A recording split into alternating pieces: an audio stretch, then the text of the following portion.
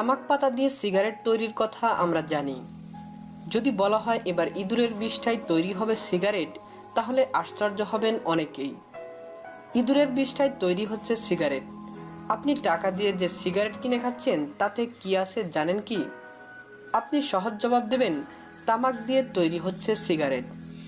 কিন্তু এবার শোনা যাচ্ছে অনেক সিগারেটের ভেতরে থাকে ইঁদুরের বিষ্ঠা। এমন আশ্চর্যজনক কথা জানিয়েছেন একটি গবেষণা প্রতিষ্ঠান। বিশেষ করে যেসব সিগারেট বাজারে সস্তায় পাওয়া যায় সেগুলোর ভেতরের উপাদান পরীক্ষা নিরীক্ষা করে দেখা গেছে এর ভেতরে রয়েছে ইঁদুরের বিষ্ঠা। ইউনিভার্সিটি অফ সিডনির প্রফেসর সিমন চ্যাপম্যান দিয়েছেন এমন এক ভয়ঙ্কর তথ্য। তিনি জানিয়েছেন সিগারেটের ফিল্টারে ব্যবহার করা হয়ে থাকে শূকরের রক্ত।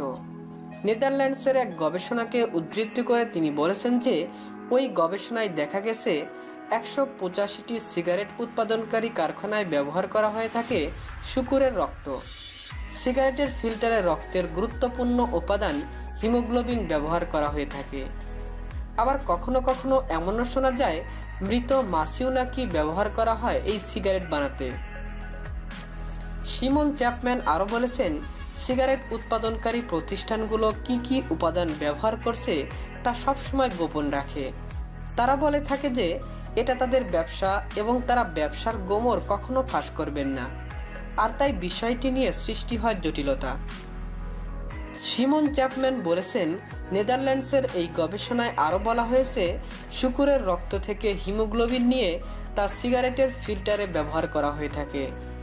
গ্রিসের সিগারেট উৎপাদনকারী একটি প্রতিষ্ঠান শূকরের হিমোগ্লোবিন ব্যবহারের বিষয়টি ইতিমধ্যেই স্বীকারও করেছে।